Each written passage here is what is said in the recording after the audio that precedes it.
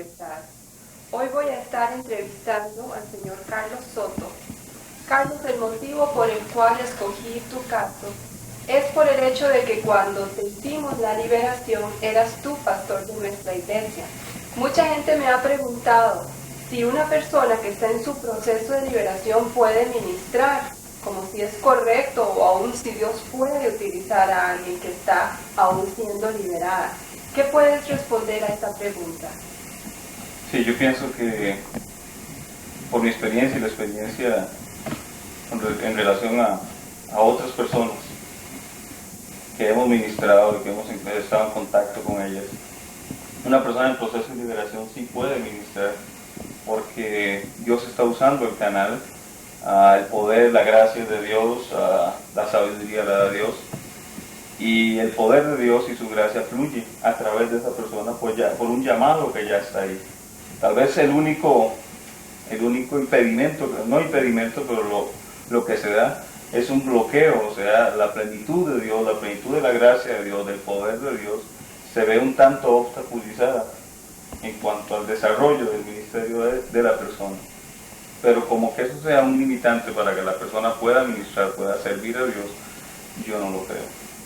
Me imagino que habrá algunas excepciones, porque he visto casos donde está muy atada la persona, ¿verdad? En el caso tuyo, pues tú eras ministro, eras siervo de Dios y tenías un área todavía atada.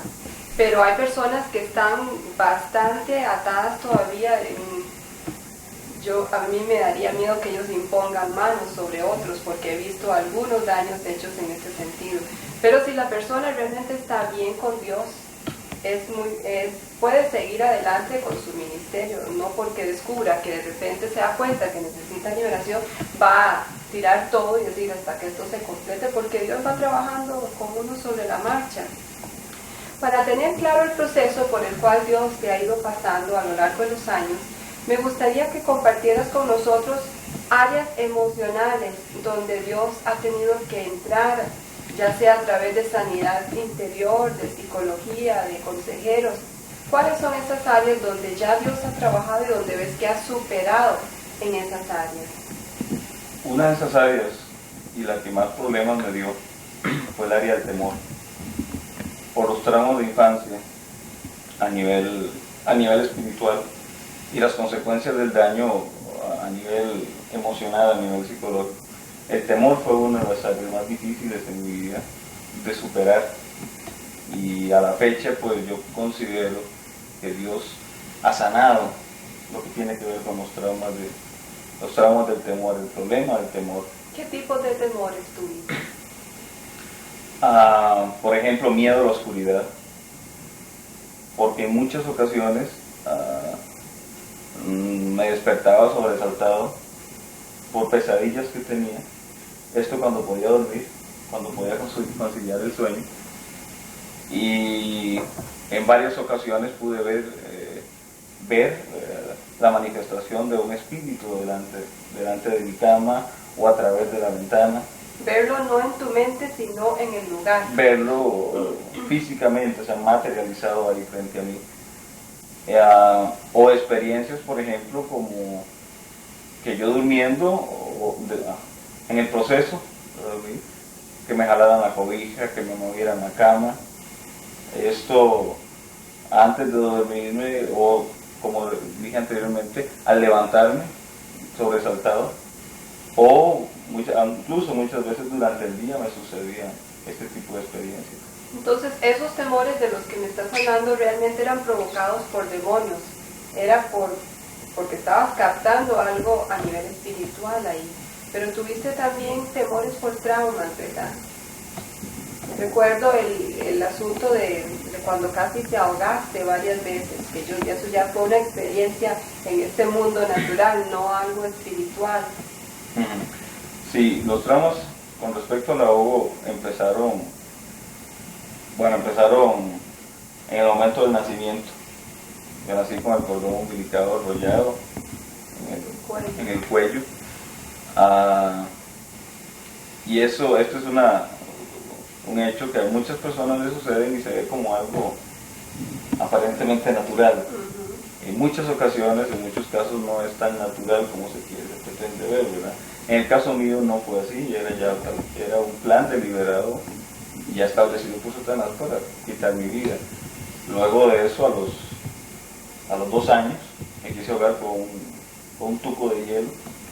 ¿Te tragaste un hielo? Se me atraganté, se me quedó atravesado en la garganta. Cosa que no es normal, no debería ser normal, porque a un niño de esa edad se le cuida mucho normalmente. Y sobre todo mi mamá pues era muy cuidadosa de nosotros, siempre nos estaba cuidando mucho. En un momento de descuido sucedió. Luego, ya crecido, pues en 3 ocasiones quise ahogarme en agua. 2 veces en una piscina, sabiendo nadar, y otra vez en el mar. O sea, pues, y el temor que yo le tenía al agua era un temor muy fuerte. Después ya de esos traumas, sobre todo pues el trauma, la primera ocasión que quise ahogarme. ¿Cómo sanó Dios eso? A través de sanidad interior. ¿Podrías explicarnos un poco qué significa eso? La sanidad interior es la obra que hace el Espíritu Santo de Dios, hace el Señor, tocando aquellas áreas afectadas por traumas, que como en mi caso, por los traumas de ahogo, marcaron mi vida y me producían incluso pesadillas. Yo me soñaba con eso, me soñaba que me estaba ahogando. Y en una ocasión me ministraron sanidad interior. La administración se hace orando, pidiendo al Espíritu de Dios que sane el daño causado por aquella experiencia. En el caso tuyo, cuando oraron por ti, reviviste el trauma. ¿Podrías hablarnos un poco de eso? Porque no siempre se da. Hay casos donde simplemente se hace la oración y Dios entra y sana, pero otras veces la persona revive la angustia, el horror de la situación que lo traumatizó, y ese fue el caso tuyo. Es una experiencia muy interesante y muy linda, porque yo creo firmemente que sanidad interior y aún liberación, en el caso de la liberación, la liberación es más que una experiencia con demonios, es una experiencia con el libertador, es una experiencia con Cristo. La sanidad interior también, y en la sanidad interior hay un elemento importante ahí, que es tocar el amor de Dios, es tocar la grandeza de Dios, es experimentar, como recibir una gran explicación muy práctica y muy profunda de quién es Dios. Cuando decimos Dios es amor, uno lo lleva al contexto de conocimiento y de experiencia, ¿verdad?, en cuanto a lo que es el amor. Pero la sanidad interior es profundizar más en el concepto de amor, el principio de amor y Dios como amor, como dador de ese amor. Eso es tan cierto, porque yo como psicóloga pues sé que muchas personas, aún sabiendo de dónde vienen sus problemas, sabiendo qué los originó o qué trauma fue lo que los afectó, aún así no han podido sanarse. Significa que hay un paso que hay que dar ahí, que es de Dios, ya que la ciencia no puede dar. Y en el caso del amor es donde más se nota. Una persona que creció sin el amor, sin el apoyo, sin la comprensión, ¿cómo uno como psicólogo, cómo le va a dar eso? Le puede dar un rato ahí en la oficina, pero ¿cómo va a llenar ese vacío del pasado? Eso es solo Dios, y Dios realmente puede llenar ese vacío como Padre Celestial nuestro. Sí, solo Dios puede tocarlo. Esas áreas yo le llamo áreas profundas. Solo Dios puede sanarlas, solo Dios puede restaurarlas. Dios es el único que puede crear algo donde no existe, donde no ha existido nada. Y en la administración propiamente, yo pude revivir el trauma, porque es un trauma, es un mismo trauma en varias sesiones, por así decirlo. La experiencia segunda y la tercera vinieron a reforzarla. La primera, ahora, quiero hacer un comentario ahí, porque no solo fue en agua los problemas, los traumas de ahogo, también con comida. sea, varias veces te atragantaste. Sí, y al punto, y yo puedo mencionarles unas 10 veces, así casos muy específicos, muy concretos, donde yo me atraganté al punto de casi estar allá, como decimos, ya casi morado, sin poder respirar. ¿Sientes que había un espíritu de muerte contra ti, destrucción, muerte? Sí, sí lo había.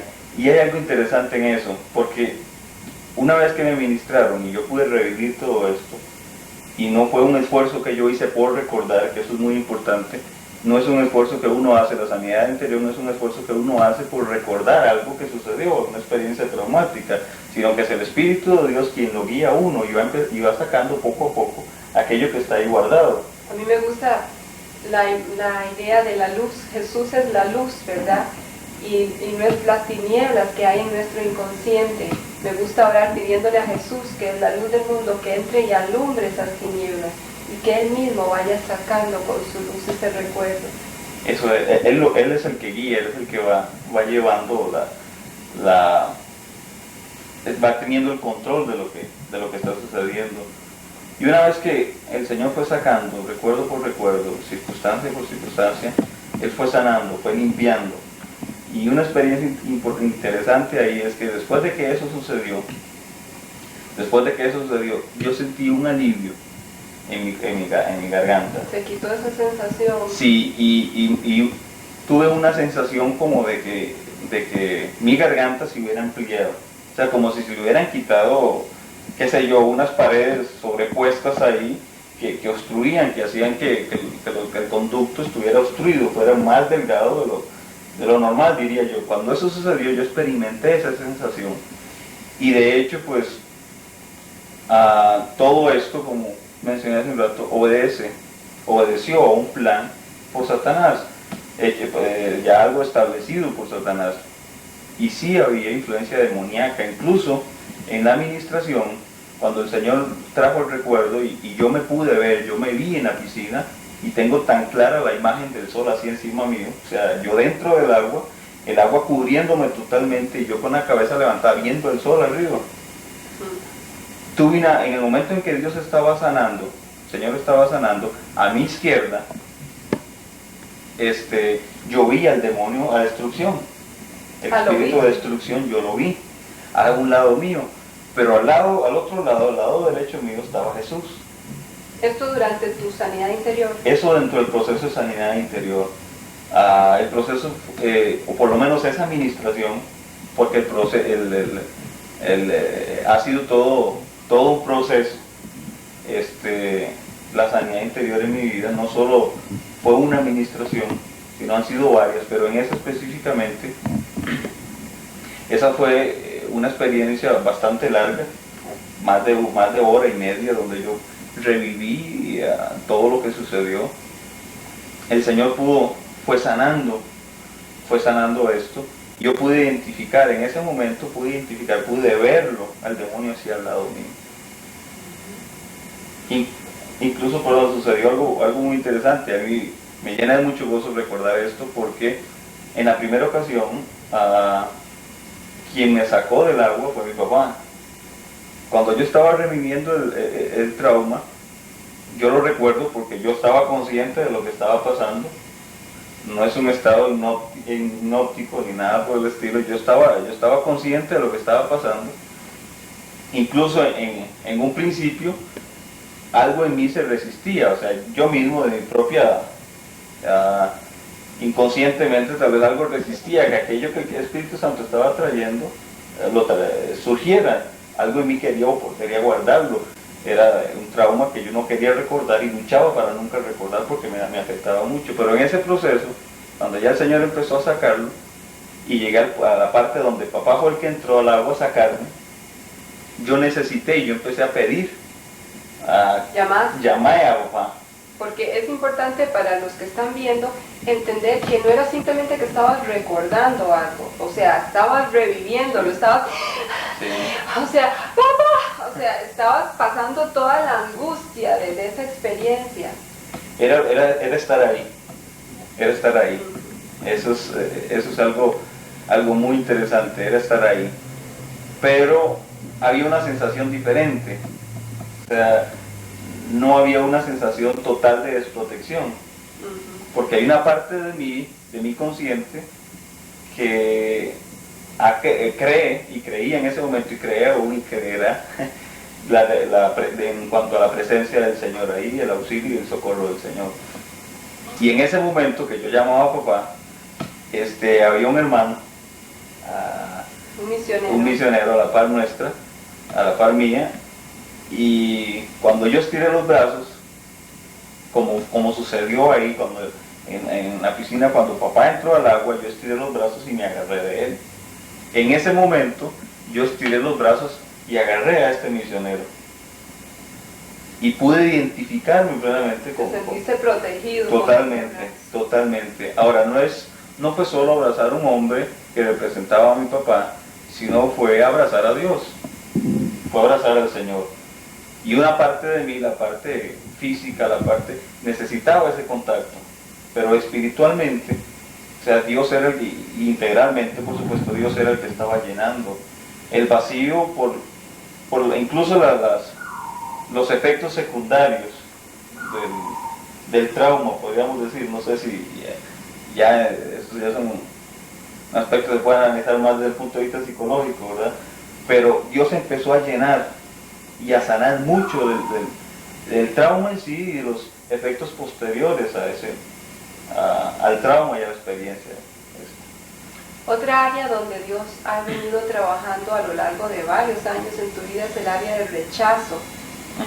Tal vez valdría la pena que nos comentes, porque es un problema bastante común el sentirse rechazado, el ver de dónde origina eso y los problemas que trae aún en la vida adulta, el sentirse rechazado.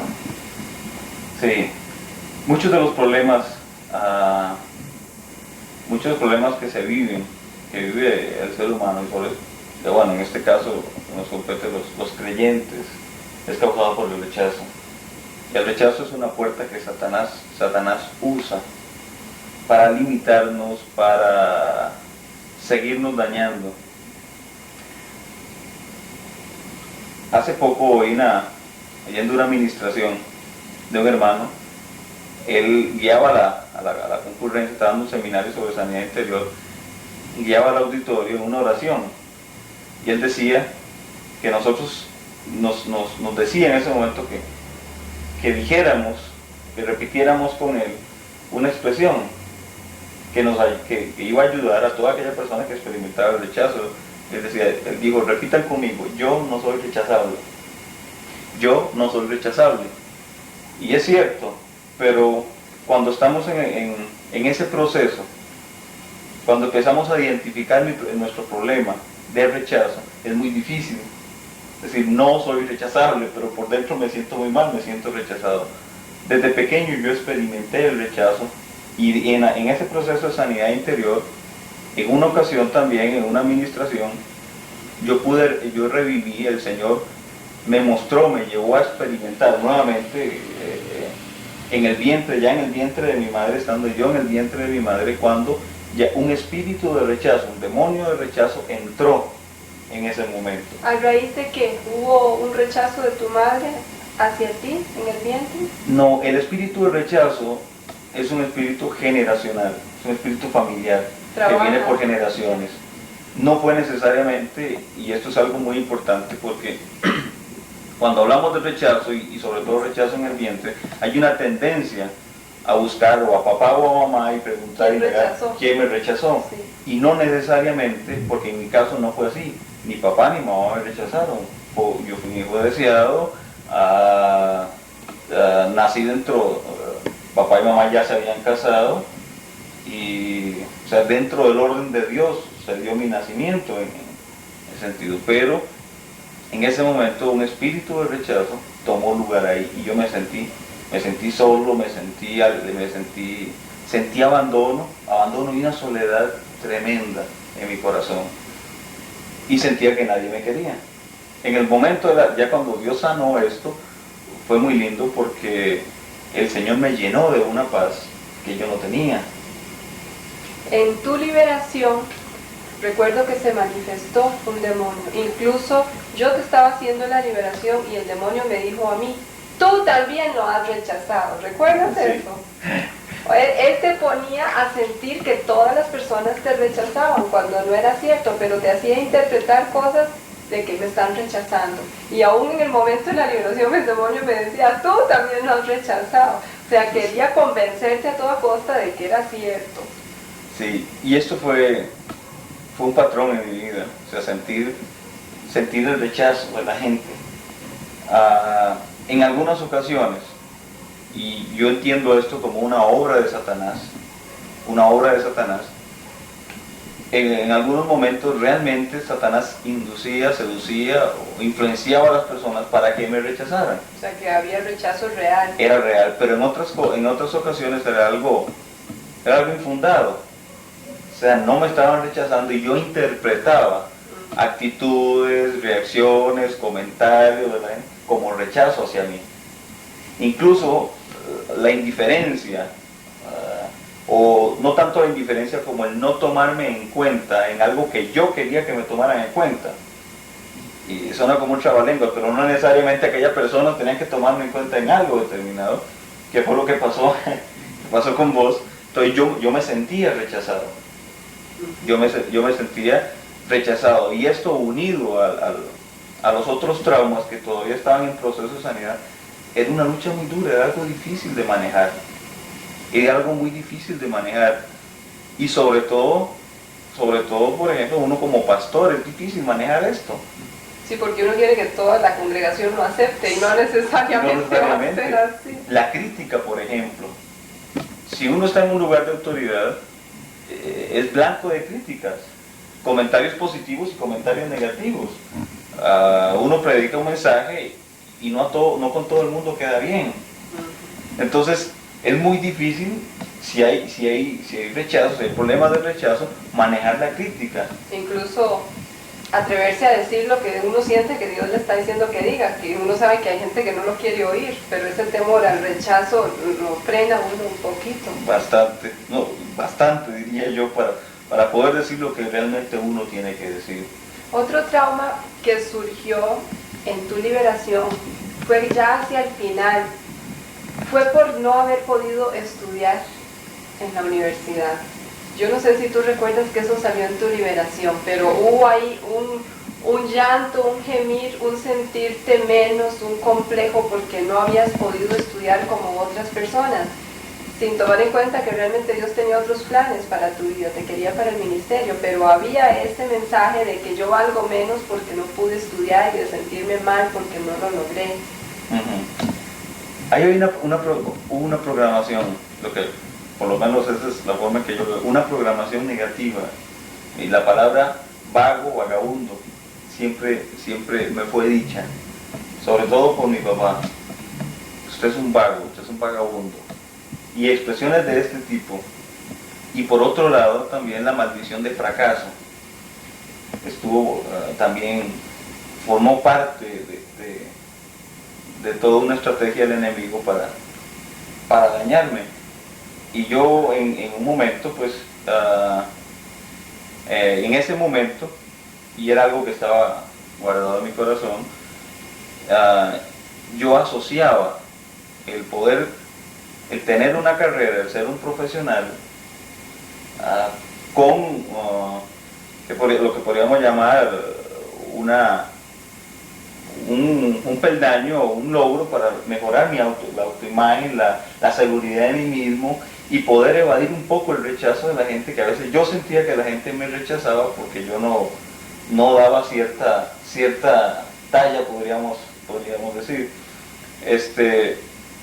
Sí, eso me martirizaba mucho y era algo que constantemente caminaba conmigo. Y ahí es donde se ve la conexión entre el área emocional y el área espiritual, porque estábamos sacando demonios, pero en el transcurso de eso surgían traumas y eran sanados, o sea, Dios sanaba además de liberar. Las dos cosas estaban unidas, entonces el Espíritu Santo tenía que entrar en ambas áreas. Eso es muy importante porque a veces las iglesias no entienden el área emocional y se limitan a sacar el demonio y no se preocupan de llegar a la raíz, cuál fue la puerta de entrada y cómo se sana eso para que ya el demonio no regrese. Sí. Y es algo muy importante en la labor pastoral. yo considero que hacer consejería, que es una función pastoral, sin tocar el área emocional y sin tocar el área espiritual, hablando de la influencia demoníaca, es hacer un trabajo incompleto, o sea, no es una obra completa, porque el mismo Señor nos ministra y Él ha hecho provisión para nuestro ser integral, para el alma, para el cuerpo, para nuestro espíritu también. Y Él mismo dice, ¿verdad? En Juan habla de la prosperidad, de que Él nos va a prosperar y que vamos a ser prosperados en la medida que nuestra alma prospera. O sea, Él está hablando de la sanidad, está hablando de la restauración también de las emociones. Porque no podemos aislar las emociones de lo espiritual. Yo no puedo decir soy un hombre maduro espiritualmente, pero hay áreas de mi vida emocionalmente en las que soy inmaduro. Sí, tiene que haber equilibrio, un equilibrio y una maduración integral para que realmente la persona esté bien. Y eso es lo que a veces andan, esos desfases de sobre desarrollar un área y la otra queda por debajo, y eso es lo que causa los problemas a nivel de personalidad y en todo sentido, con la gente, en las relaciones, en el trabajo. Si hay un desfase, trae problemas. Me imagino que tú reconoces que Dios todavía está trabajando en tu vida. Sí, claro. No sé si te conoces lo suficientemente bien como para poder decirnos áreas donde todavía sabes que no has logrado todo lo que Dios necesita lograr y donde estás luchando y colaborando con Dios. O sea, yo lo veo así, como que hay momentos, Dios no nos tira todo a la vez. Él sabe que no lo podríamos manejar, entonces nos va viendo, primero trabájame esta área, y cuando esta área está bien, ahora la que sigue. Y ese proceso, a mi juicio, no se acaba nunca, toda la vida. Si la persona está dispuesta a poner abajo su orgullo y a escuchar lo que Dios le está diciendo, habrá disposición para darse cuenta ahora cuál es el área que Dios le está asignando a uno. Entonces uno nunca va a sentirse, ya, llegué hasta el final y ahora sí, ¿verdad? Siempre va a haber un área más si uno está dispuesto a colaborar con Dios para seguir avanzando. En tu vida hay áreas donde estás trabajando en este momento que todavía no las has logrado superar. Sí, por supuesto. Yo creo que el pasaje aquí de Efesios hablando hablando del proceso de restauración hasta alcanzar la plenitud de la estatura de Cristo, un varón perfecto. Yo creo que es un proceso de toda la vida. O sea, y a través de ese proceso el Señor me va colocando en un lugar donde pueda ser yo más efectivo para su servicio y, por supuesto, conocerle más a Él. Cuando menciona la palabra conocerse a uno mismo, yo creo que a todos nos asusta un poco ese asunto, ¿verdad? De conocernos a nosotros mismos, ¿verdad? Descubrir cosas que no queremos saber. Que no queremos, y somos muy dados. Y yo quiero decir esto con mucho respeto, pero sobre todo los pastores, por nuestra posición somos muy dados a tratar de ocultar nuestras debilidades, nuestros conflictos, que como seres humanos y como cristianos en proceso de formación tenemos. Pero entonces ahí yo tengo que darle a la gente, yo soy el ejemplo de la gente me está siguiendo, o por lo menos yo les estoy mostrando, los estoy ayudando, encaminando en la vida cristiana, y entonces a veces creemos que no podemos darnos el lujo de que la gente vea debilidad en nosotros. Tenemos que ser un ejemplo perfecto. Muchas veces nos ponemos esa tarea a nosotros mismos, nos la imponemos porque el Señor nos la impone. Perfecto. Y nos cuesta mucho reconocer si alguien nos señala un error. Exactamente. Es como falta de respeto señalarle a un pastor un error. No, y eso crea, incluso, bueno, habría mucho que hablar en este campo, pero eso muchas veces hace que la misma gente espere más de nosotros de lo que nosotros podemos dar. Expectativas irreales. Irreales totalmente. Y eso... Y eso es una carga, porque una vez que uno se pone una máscara y un rol, uno siente que tiene que vivir eso, y cuando no siente la fuerza para hacerlo, llega a cargarse terriblemente. Y yo creo que vos dijiste la palabra clave, tenemos que disponernos a que Dios muestre aquellas áreas de nuestra vida que no están en orden, o sea, que no están en orden según su voluntad, que Él quiere tocar, que Él quiere transformar. Y en mi vida personal hay áreas, por ejemplo, y abiertamente lo puedo decir, yo, gracias a Dios, yo nunca, y trato de no ocultar las áreas débiles de mi vida, trato de enfrentarme con esas. No es fácil con ellas, no es fácil enfrentarlas, pero un área, por ejemplo, es la seguridad. O sea, yo fui una persona muy insegura y todavía pues lucho un poco con esa inseguridad que a veces surge, ya no con tanta fuerza, porque antes la inseguridad, por ejemplo, y esto es algo importante, pienso, cuando yo recibía una palabra de Dios, una palabra de conocimiento, una profecía para alguien, y yo recibía la palabra y yo la confirmaba, yo estaba seguro que era Dios, pero la inseguridad no me permitía ir a dar aquella palabra.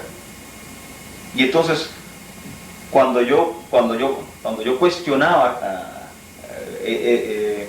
o más bien cuando yo veía, salía la inseguridad, entonces se daba un proceso de cuestionar la palabra que yo estaba recibiendo. Entonces le daba lugar a la duda, entonces ya no es de Dios, a lo mejor no es de Dios, y si lo digo no lo reciben, que es otro problema de la inseguridad y que va ligada con el rechazo. Y si no lo reciben, y si se enoja, y me costaba, recién convertido, esto también me limitó mucho para compartir la palabra del Señor con otros. Una tarea que todos estamos llamados a hacer, compartir con otros el mensaje del Evangelio. Me costaba mucho. ¿Por qué? Porque yo tenía temor que la persona me rechazara. O sea, me dijera, no, yo no creo en eso, o me saliera con argumentos que yo no iba a poder contestarle.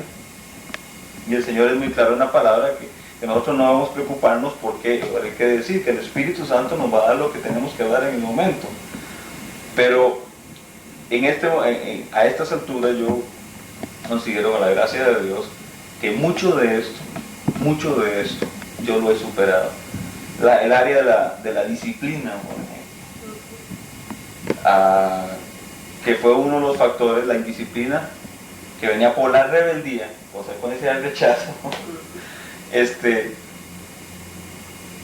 fue mi problema para poder estudiar, para poder sobreponerme a una serie de problemas psicológicos que ya estaban ahí, emocionales, etc. La indisciplina. Me habías contado también, tenías un problema como de pereza, como de desear, una vez me hablaste, como de desear de vivir como los ricos, sin tener que trabajar. Ah, sí. Sí, yo creo que es parte de esa misma indisciplina, ¿verdad? Y por otro lado también, no sé, considero que era un problema también de la misma depresión. Estados depresivos yo los padezco desde que yo me acuerde bien, por lo menos, ¿verdad? Bien claro, de los 10 años. Yo recuerdo los 10 años pasar días metidos en con depresión desde los 10 años. Con depresiones muy fuertes, muy fuertes. Y yo siempre, gracias a Dios, ahora Dios me usa para ayudar a otras personas. Incluso bueno, pastores, líderes, etc. Y es interesante ver la reacción de la gente, como yo mismo la tuve, cuando podemos identificar los problemas de hoy. O sea, yo tengo hoy este problema, pero este problema pues, el que tengo hoy es consecuencia de lo que sucedió hace 10, 15, 20 años. ¿Tú sientes que el conocimiento científico que aporta la psicología ayuda en algo a eso? Para mí es importante, yo creo que sí da un aporte muy importante. Da un aporte muy importante. Por supuesto, la psicología en manos de un siervo de Dios, en manos de una persona entregada al Señor, en manos de una persona que conozca la palabra, conozca la Biblia, conozca la palabra, que tenga una vida cristiana intensa, Señor, con un compromiso. Yo creo que y en mi caso ha sido así, a mí me ha ayudado mucho. Porque hay personas que dicen que, bueno, que Jesús es nuestro psicólogo y yo no necesito psicólogos, y hay otros que dicen Jesús es mi médico y no necesito médicos. No sé qué postura tomas tú ante comentarios así.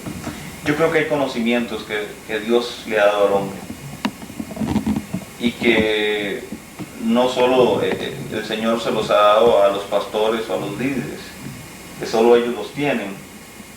Yo creo que Dios ha repartido el conocimiento y hay principios de la psicología que incluso no los encuentra en la Biblia.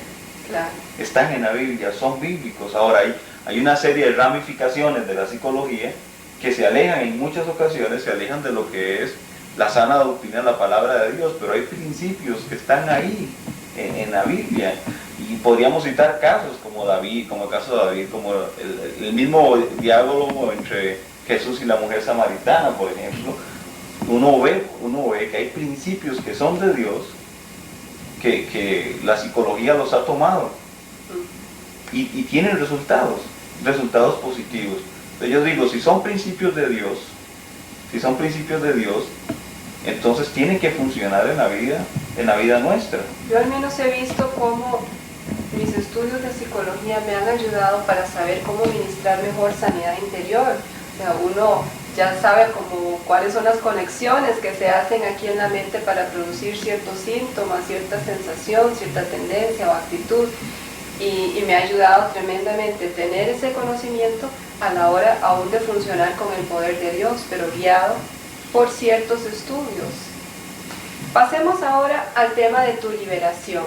Así como hemos hablado de que la sanidad emocional y mental se va dando a lo largo de un proceso, la liberación también es así.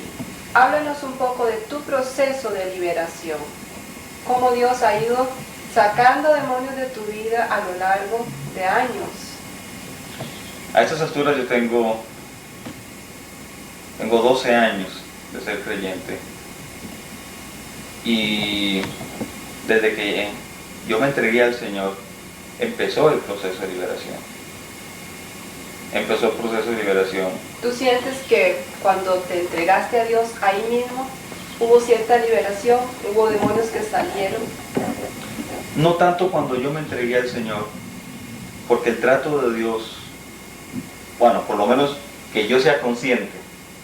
Yo me imagino que cuando uno se entrega a Dios tienen que salir ciertas cosas como duda, como incredulidad, que tienen que espantarse, pero es el inicio apenas. Sí, pero yo sí, hay un momento importante en mi vida, que es cuando yo recibí el bautismo en el Espíritu Santo, que hubo una gran liberación en mi vida, porque yo recibí el bautismo en el Espíritu Santo, y bueno, habría mucho que contar, pero tal vez tratando de resumirlo bastante, yo deseaba el bautismo en el Espíritu Santo, yo quería crecer en el Señor, yo había visto malas experiencias por creyentes cercanos a mí, y yo no quería nada con el Evangelio ni con el Dios que ellos predicaban.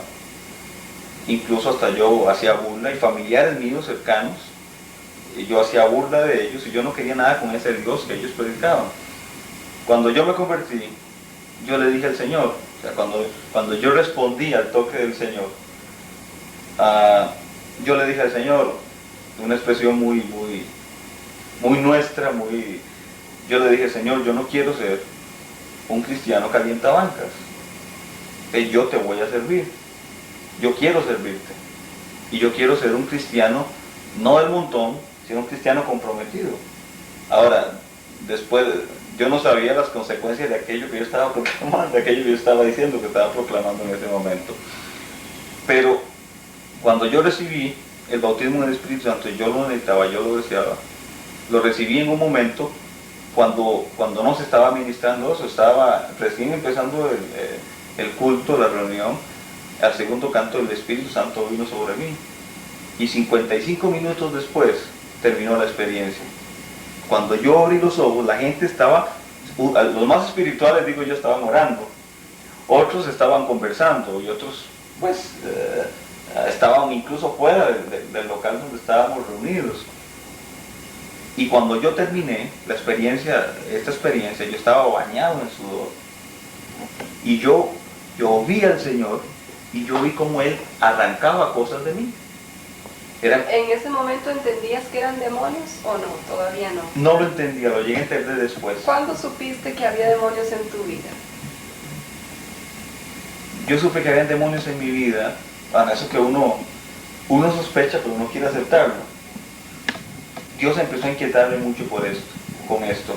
Y yo viví, como conté hace un rato, toda mi vida ha sido experiencias muy fuertes en esa área. Para poner un ejemplo, yo duré 3 años soñándome con demonios, con Satanás.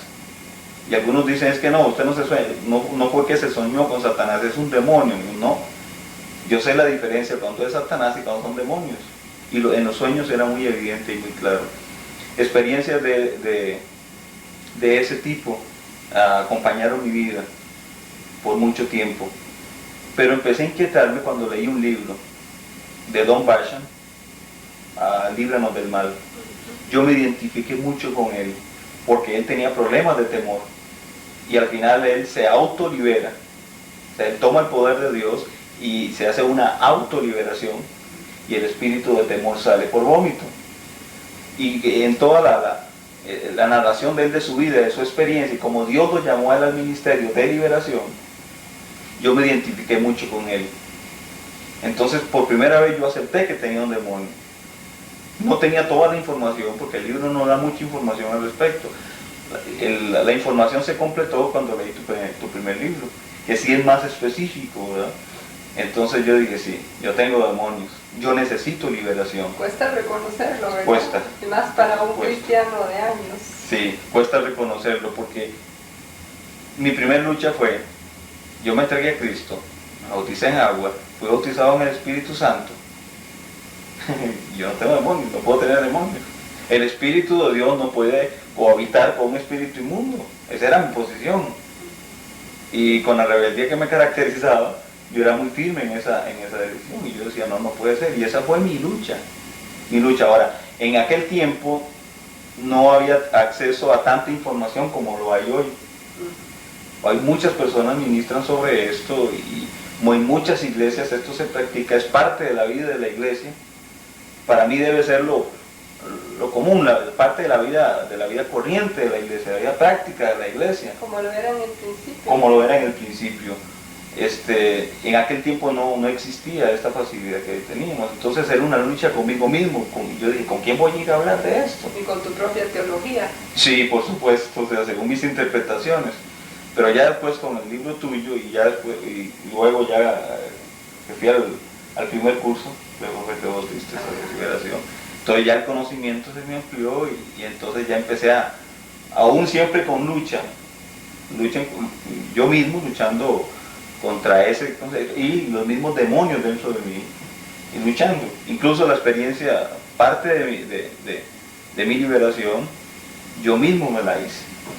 Tomando ese ejemplo de Don Bashan, yo mismo me la hice, parte de esa liberación. Y yo creo que es algo importante que los líderes que ministran liberación, los pastores, tenemos que enseñar, que la gente aprenda a tomar su responsabilidad en este proceso. Sí, porque mucho se abusa de buscar a alguien que me libere, y muy poco se entiende de que es una responsabilidad mía, de que yo tengo una batalla.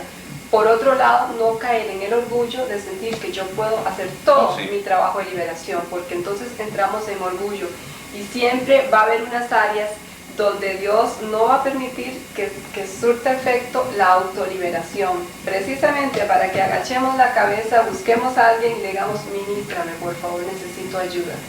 Si no hay esa parte, como que sentimos que somos autosuficientes espiritualmente. Y el mismo proceso a veces se lo dice a uno, porque en una ocasión, yo recuerdo, que yo estaba auto ministrándome, pero incluso yo le dije al Señor, fue la primera vez que lo hice, yo le dije al Señor, ok Señor, yo lo hago, pero no permitas que se manifieste nada, que ningún demonio se manifieste. Ya había aceptado ese punto, que incluso en un creyente pudiera haber algún tipo de manifestación. Entonces yo le dije al Señor, pues que no se manifieste nada. Y en ese proceso autoliberal, mencioné un demonio, el Espíritu de Dios me guió a reprender a un demonio que yo sentí que se manifestaba. Y fue un toque tan claro de Dios que me dijo, esto no lo vas a hacer solo. Ajá, o sea, Dios advirtiéndote como que hay un área fuerte, y esa parte no lo hagas solo. No lo hagas solo. Ahora, no entendí todo lo que el Señor me estaba diciendo, ni el por qué. Y yo he aprendido me ha costado haber aprendido a quitar esa palabra ¿por qué? Decirle al Señor ¿por qué? Entonces, ya después entendí el por qué. O sea, la razón por la cual el Señor me dijo, no, tú vas a tocar vos solo esa área, entonces ya fue la liberación que se dio, la que vamos a estar viendo pronto. Entonces, cuando esta liberación se dio, ya tú habías tenido varias liberaciones, varias ministraciones, algunas tú mismo, otras donde otras personas te habían ministrado y habían salido demonios y habías visto el efecto de esas liberaciones, pero entonces todavía el Espíritu de Dios te decía, hay un área, pero esa área vas a buscar ayuda. Sí, sí, ya, como decía al principio, pues son 12 años y un proceso de, bueno, tal vez ya no 12, 11 años de un proceso donde Dios ha venido limpiando, donde Dios ha venido sacando. Vos lo dijiste, Dios no saca todo de golpe. Dios no sana de un solo golpe todas las áreas débiles, todos los traumas, porque se daría un problema de despersonalización. Okay. Ni saca todos los demonios de un solo golpe, porque muchos demonios tienen su asidero en los daños emocionales, en las heridas, en los traumas. Entonces ha sido todo un proceso. Y todavía no estamos listos para dejar. Exactamente, sí. Y entonces ha sido todo un proceso. Y la parte, tal vez, la parte más fuerte de mi liberación, por el nivel de demonios y por las cosas que se enfrentan, o sea, fue esta parte que se va a ver en el video. Antes de esto, de lo que vamos a ver, ¿habías experimentado manifestación demoníaca? Sí, sobre todo cuando mi pastor oró por mí y reprendió los espíritus de brujería y hechicería, que era práctica común en mis antepasados. O sea, la hechicería, la brujería, el espiritismo. Y de hecho, pues, yo fui entregado a Satanás a la edad de 4 años. Por tus abuelos, Sí. En un ritual que aparentemente, pues, ellos hacían como una práctica común, inofensiva tal vez. Más bien hasta de protección posiblemente. Y de hecho fue así, fue como para protegerme, pero fue todo lo contrario, por supuesto. No fue algo que ellos hicieron conscientemente, vamos a entregar a Satanás, pero Satanás aprovecha lo que se hace consciente o inconscientemente, con conocimiento o sin conocimiento. Él aprovecha todo esto y él va a tratar de sacar el mayor partido de todas estas cosas. Explícanos un poco de qué es lo que vamos a ver, este video de tu liberación, tu última liberación fuerte. Explícanos un poco para que las personas que están viendo el video se ubiquen. Bien, primero que nada, yo no creí que la manifestación fuera tan fuerte. Yo dije, ya he pasado por un gran proceso, un proceso largo de liberación. Además eras pastor. Y ministración, y era pastor, por supuesto. Y ministro de liberación. Y ministraba liberación también. Y yo jamás creí realmente que eso estuviera todavía ahí. Pero hay algo importante en esto, y es que hasta ese momento yo estuve listo, preparado para enfrentar esa experiencia. O sea que si hubiera sido antes, no hubieras estado preparado. No hubiera estado listo. Hablando de madurez espiritual, hablando de conocimiento incluso, porque hay cosas que ahí suceden que difíciles de digerir. Difíciles de entender, ¿verdad? Y yo le digo a los que van a ver este video, que le piden al Espíritu de Dios que les ayude a entender, que les revele lo que ahí se está dando. Y no traten de hacer un juicio puramente intelectual, traten de racionalizar la experiencia, porque entonces no se va a dar todo el conocimiento. Es algo que Dios tiene que revelar, porque son experiencias a nivel espiritual. Incluso hay cosas que uno no las va a entender, que uno dice, pero ¿por qué pasó esto? ¿Por qué dijo esto el demonio? Y se quedan ahí como un interrogante, ¿verdad? Sí. Lo que sí puedo decir es que fue muy real. Una experiencia muy real. ¿Tú no sabías que yo iba a grabar? No.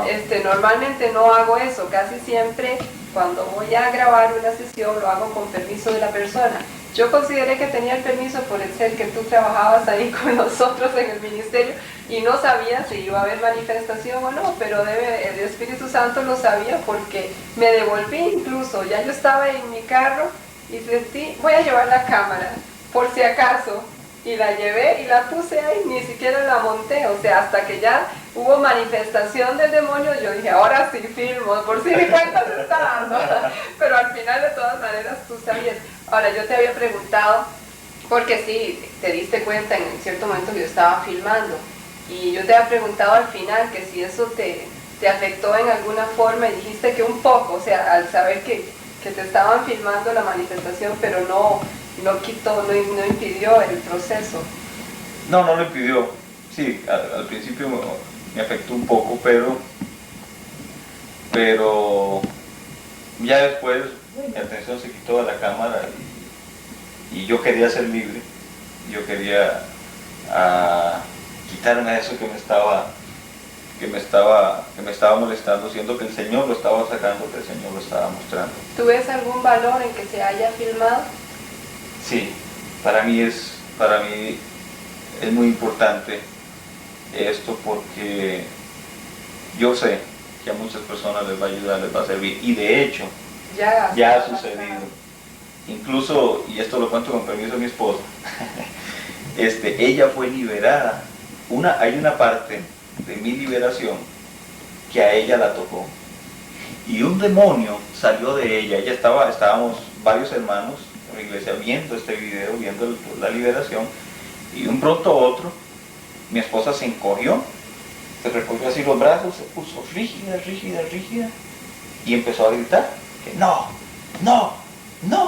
y se fue. Salió de ella y salió un demonio. Con solo ver el video. Viendo el video.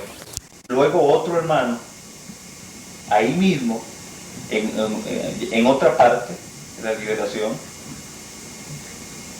él empezó cuando aparece un demonio llamado Crucitas, él empezó a eructar, y eructaba, y decía, es que raro, no puedo parar, y seguía eructando, o sea, una liberación se estaba dando.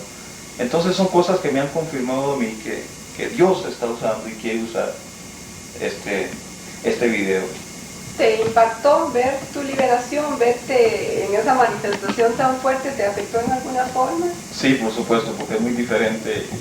A esas alturas yo he visto montones de casos ya de gente endemoniada, de manifestaciones. Pero eras tú mismo. Pero no era yo, y al verme yo ahí sí se siente uno un poco incómodo, pero me ha ayudado mucho a entender más lo que Satanás quiso hacer en mi vida.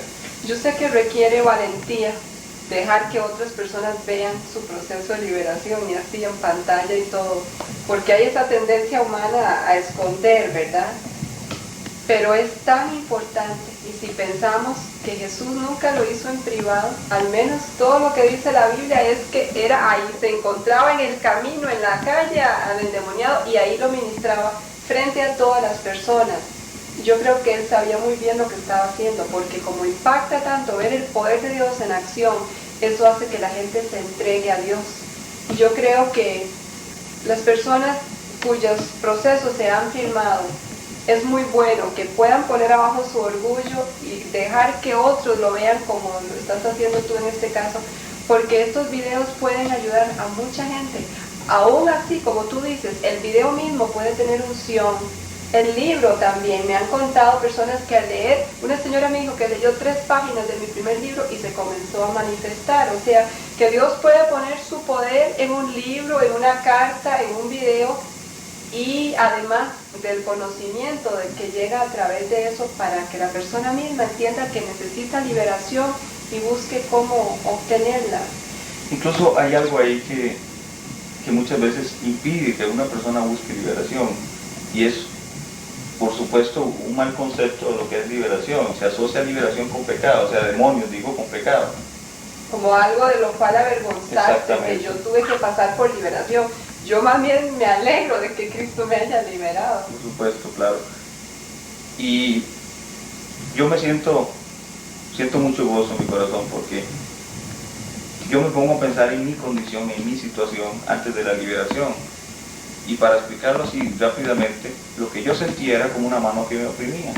Yo quería crecer porque yo quería servir a Dios. Yo amaba al Señor, estoy hablando de mis primeros años de convertido, y yo quería servir a Dios.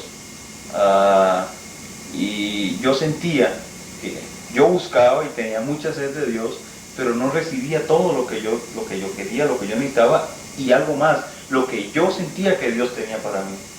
Había algo que estaba interfiriendo, yo lo describo como una mano negra, como llegar a un techo donde uno quiere subir, quiere seguir hacia arriba, sabe que hay más para dónde subir, pero hay algo que te lo está impidiendo. Incluso a nivel de dones y ministerios. Yo creo que es muy importante para los pastores que vean esto, que sus dones y ministerios pueden estar siendo afectados por demonios, y que si se someten a una liberación, esos dones van a fluir mucho más que antes, ya no va a haber la interferencia demoníaca. Esa ha sido mi experiencia, incluso en la predicación. Se ha soltado más después de la liberación. Sí. Y los dones han fluido, y yo sé que a muchos pastores les pasa. Los dones de profecía también se han soltado. Incluso fue lindo al final de tu liberación, y eso lo he visto mucho en siervos de Dios cuando se someten a una liberación. Fuiste tomado por el Espíritu de Dios en profecía y profetizaste gran rato para ti y luego para mí. Hasta yo salí premiada y fue una profecía preciosa. Pero eso fue como decir, Dios, aquí quito el estorbo sobre tus dones y toma, ahí se va el fluir nuevo que te estoy dando. Incluso me he encontrado ministrando muchas veces, predicando sin bosquejo. O sea, incluso sin tener no por negligencia en cuanto a no preparar algo, sino con algo preparado, lo que yo considero y en mi búsqueda sincera de Dios para darle a la iglesia, para darle a su pueblo, lo que yo creo que es lo que el Señor me dio. Pero en el momento de estar ahí, y yo sé que a muchos pastores les pasa, a muchos predicadores les pasa, se cierra la Biblia, se guarda se guarda el bosquejo, y el Espíritu de Dios empieza a dar palabra apropiada, palabra justa, para ese momento, para las circunstancias que están viviendo una persona en particular o una iglesia en particular. Entonces, yo he encontrado que esto ha estado sucediendo muy a menudo, o sea, como y consecuencia precisamente de esa liberación, de esa libertad, a nivel emocional, sanidad, a nivel de demonios, de quitar demonios que han, como decías vos, que han obstaculizado o que obstaculizaron eso. Yo me he encontrado con este tipo de experiencias, los mismos dones, el mismo don de profecía, como dije anteriormente, bloqueo para poder dar una palabra por temor, por inseguridad, por temor al rechazo. Hoy en día me ha tocado darle palabras fuertes, palabras donde Dios exhorta, donde Dios confronta a las personas, confrontan con su condición, con su pecado incluso. Por supuesto, Dios siempre da una salida, Dios siempre dice, ok, estás haciendo esto mal, pero si cambias y haces esto, pero palabras fuertes, palabras que en otro tiempo yo las hubiera guardado. Y de hecho, un día buscando entre mis archivos y todo lo que yo tengo, me encontré palabras que Dios me había dado, que yo guardé y no las di, porque eran para fulano, porque eran para sutano, porque eran para aquel pastor, pues es un pastor reconocido, pero es un pastor con cierto ministerio,